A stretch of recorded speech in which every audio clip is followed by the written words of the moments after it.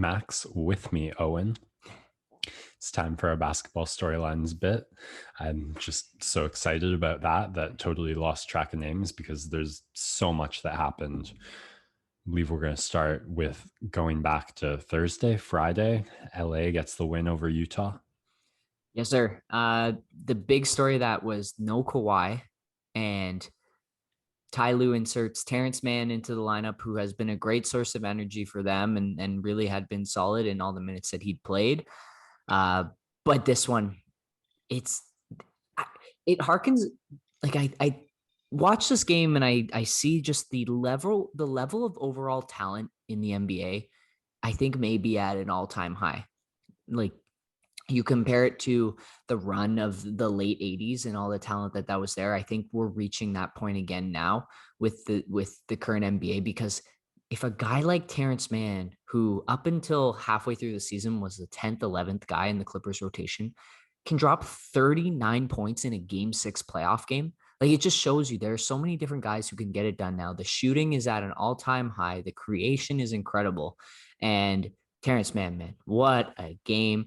An awesome putback dunk. He had a poster of Gobert in game 5. And in the end, Utah has this great team, this great system. But when it comes playoff time, these teams like the Rockets, like the Thunder, they had some trouble with. Now with these Clippers, they're able to make enough adjustments and take away the defensive impact of Gobert by spreading him out and having him contest shots on the perimeter, and Mann knocked down a ton. And that was probably the biggest reason why the Clippers won, is because Gobert was having to close out on him. And the Clippers take it even without Kawhi. And if you're Utah, you got to make some pretty tough decisions going forward, because you just re-upped Gobert, but he's your defensive player of the year. He's absolute stalwart on the defensive end. He's your guy, but I don't know if you can win a title with him because of the way that this league has gone. It's just he no longer works, and maybe he's a guy you run with in the regular season and you look for a potential small ball 5 that you can run in crunch time, or if teams decide to go small just to counter. But they're paying Rudy a lot of money to really struggle in some of these games, and it's super disappointing for that team.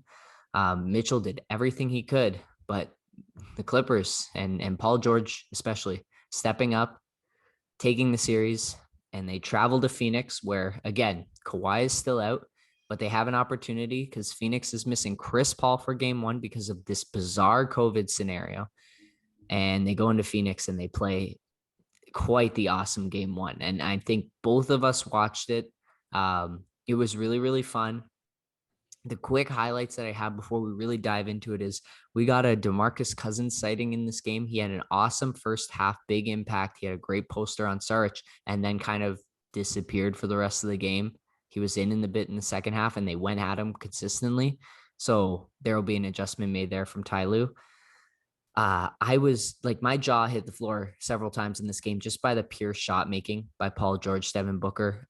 Paul George had this uh, left to right step back in the corner for a 3-pointer that Booker closed out on. It was just a great 3-point shot make. And then Booker's his whole third quarter was incredible, 18 points. But the one shot that sticks out to me is he gets around another high screen roll. They ran it consistently. And then he cuts back to the left around the free throw line, takes a shot, and I forget who the defender was. I believe it was Terrence Mann. High-fived him on the follow-through, and it was an and one make in the mid-range from Booker. Just a sensational shot. And Booker in the end was incredible with a 40-point triple-double, and that lob to Bridges to really put the exclamation mark on things. It was truly a spectacular game to watch. Max, I don't know if you have any other quick notes you want to touch on, or if you want to really dive in here. And let's really dive in with a lot of quick notes Mm.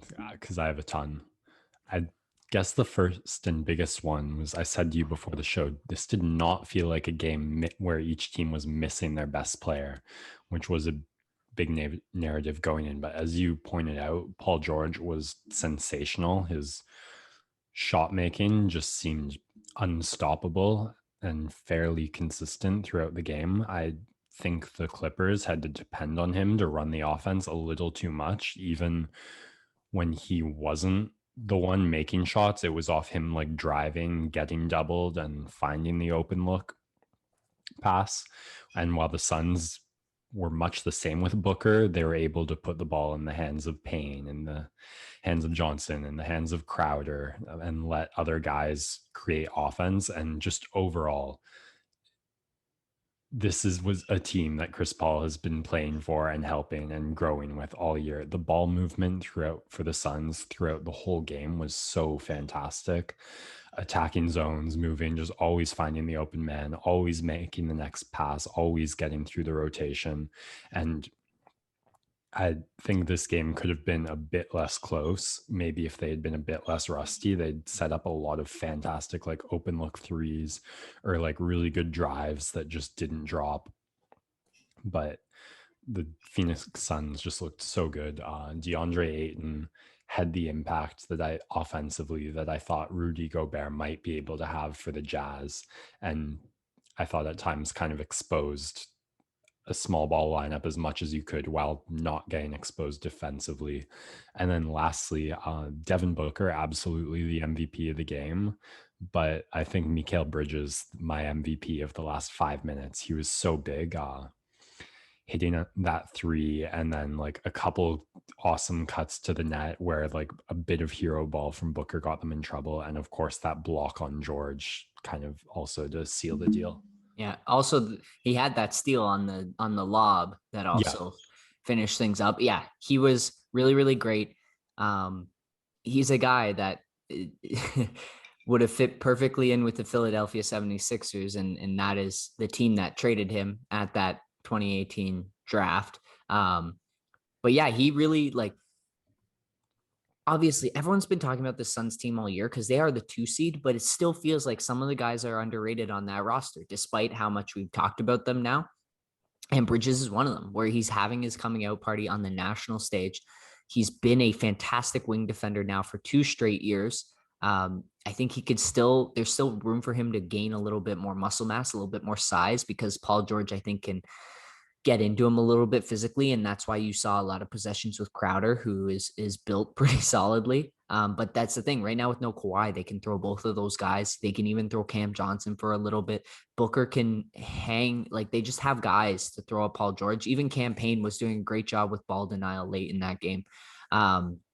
They're really interconnected. They fly all over the place. They're like, even just the Clippers ball movement was so sensational. And there were a couple points where just Suns guys, this is a breakdown in defense, but they had 2 guys closing out on the same shooter, because it wasn't like that miscommunication where they stand and look at each other and say, that's your guy. It's, even if I'm making the mistake or my teammate made a mistake, I'm going to bust my ass to get out and contest that shot, because they're giving the effort. I'd rather see 2 people go out and close out a shooter than neither. And that's the effort that they're giving all night. You saw late in that game with Paul George, with Reggie Jackson, with Devin Booker, who had, like, all of them had high usage rates and high point totals. They just lost a little bit of legs. Paul George couldn't make his shots. Reggie Jackson couldn't make his shots. And then Booker had a bit of struggle with those final shots, but was finding Ayton for a dunk, finding Bridges in the corner for a three. And then, of course, the lob at the end there to seal it and make some free throws, has that dunk on the breakdown in the inbound possession. But Booker just had his fingers on the strings just a little bit more late in terms of playmaking. And Jackson and Paul George ISO was maybe not the play you want to go with the Clippers. But yeah, that it was like fantastic. You can see that these are the 2 teams that deserve to be here just by virtue of depth and connectivity and identity. The Clippers seem to shift their identity game to game, so I'm sure we'll see an adjustment from them, but Chris Paul is going to be huge for this Phoenix team, because now you don't have to rely on Devin Booker to put up a 40-point triple-double, but he does it because Monty Williams keeps him in the entire second half. He knows this is his guy. We need this game. I'm going to ride you. And then you'll have a little bit of help when Chris is back for game 2. So I really loved everything I saw from Phoenix. I loved a lot of what I saw from the Clippers. But again, without Kawhi, they just need a little bit more creativity on the offensive end late in these games because right now it just seemed like George and Jackson are the only guys who can create their own shot, whereas other guys are relying on them to find a shot for them. Yeah, there seemed like very few sets where George was not at least in the play at some point or another, except late in the game. It felt like he almost disappeared. And also a function, the Clippers coming off the series against the Jazz, whereas the Suns have had an entire week off. So advantage of that is you can run your guy in Booker a little more, knowing he's fresh. And there was never a point in the game when either Booker or Aiton was off. And that's maybe the biggest loss in not having Kawhi. You're going to have those stretches. And in the first half, DeMarcus Cousins stepping up huge. It kind of got matched by Cam Johnson. Both guys were like going 4 for 4, 5 for 5 in that short like 5 minute stretch. But then that's when the Suns really started to pull away right at the start of the fourth quarter and to the 9 minute mark when Paul George was off. Yeah. And I didn't know Chris Paul's confirmed to be coming back for game 2. I don't know if he's confirmed, but that is what I've seen and heard in a lot of places that they were confident that he would only miss game 1. And even if the Utah LA series had gone to game 7, he would be ready for game 1. So I believe he'll be there for game 2, but not 100% sure. Well, the Yeah. only place I really saw it missing was on a couple potential lobs for Aiden. Yeah. There were a couple times where he looked like he wanted to cut, started going, and you saw the Suns players didn't have it. But the ball movement was fantastic. I thought early in the first half, there were a couple like forced drives in transition where they were attacking like against numbers and not getting a great look. But they really fixed that up in the second half and played with great patience. So the ball movement, the patience, the poise. Yes, Chris Paul is going to make this team better, but the things that he brings were there for them in that game. The last note before we move on, the biggest difference where you'll see Chris Paul is DeMarcus Cousins will not touch the floor for the rest of the series because what is going to happen is as soon as Cousins is on that floor, Paul is going high screen and roll at him every time and he's putting him in the blender, right? That is what Chris Paul does almost better than any other point guard in the league is he is going to exploit the other team's center and make mincemeat of him. And that's what Doncic did against Zubac. That's what Mitchell was doing against Zubac.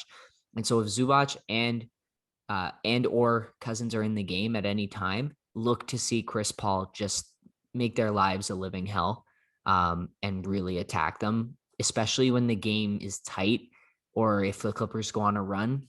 That's where Chris is really going to take over. And that's where Phoenix had success was then they're running that high screen and roll with Booker. But the Clippers did start switching that eventually. And that's where Paul really comes in is he's the guy who dissects the game, finds the mismatches, and then is going to get the right person with the right matchup. And that's how Phoenix is going to score. So that's a big part where he'll change it. And Jay Crowder after the game was saying that they missed him in a big way despite the win. So yeah, things are looking up in Phoenix, but also if you're the Clippers, familiar territory. You actually have one more game to work with before you really got to start trying in the series. They're in data collection mode right now. Exactly.